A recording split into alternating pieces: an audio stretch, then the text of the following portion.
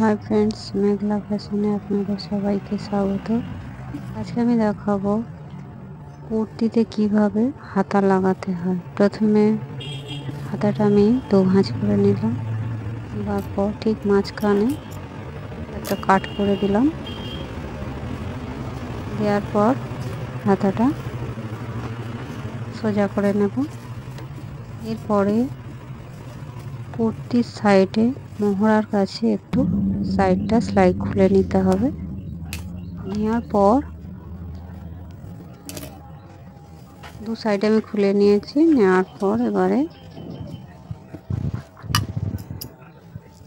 হাতাটা ঠিক মিডিলে বসাতে হবে, যেখানে আমি কাট করেছি কাঁধের ঠিক মাঝখানটা যেখানে সেলাই আছে মোহরার দিকেই বসাতে হবে।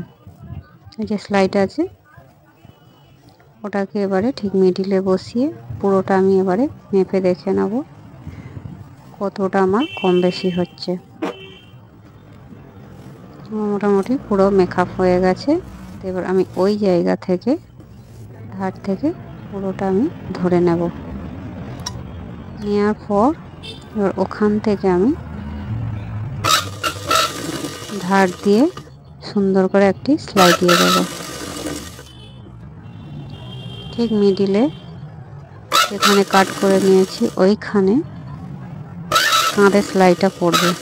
এরপরে আবার পুরো এই সাইডটাও আমি পুরো সেলাই করে নেব।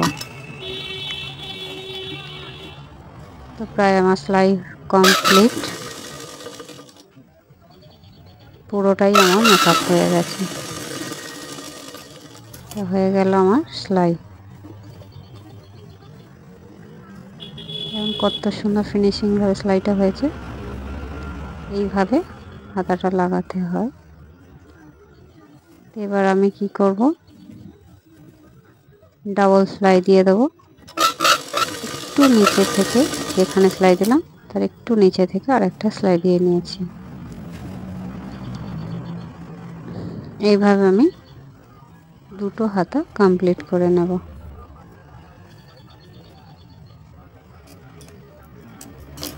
এটারও মাঝখান থেকে আমি কাট করে দিয়েছি।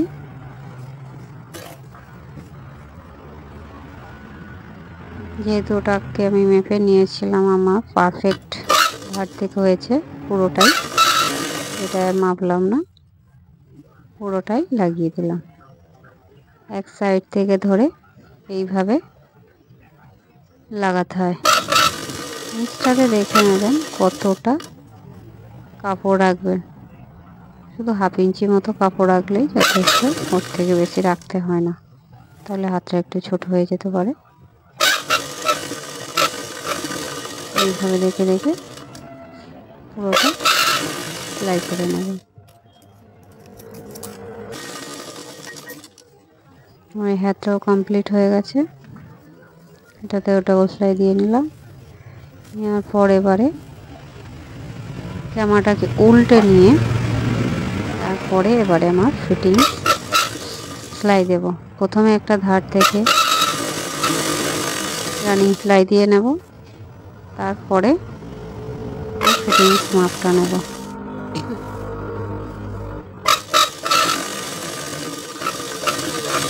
এই যে আমার হয়ে গেল সেলাইটা। দু সাইডে এইভাবে সেলাই দিয়ে নেব, তারপরে ফিটিং সেলাইটা দেওয়া হবে। কত সুন্দর হয়েছে। এবার আমি আমার মোহরি কতটা আছে সেটা মেপে নেব।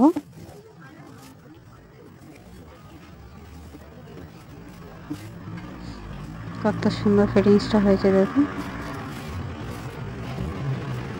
খুব সুন্দরভাবে ফিনিশিংভাবে হাতাটা লাগানো হয়েছে।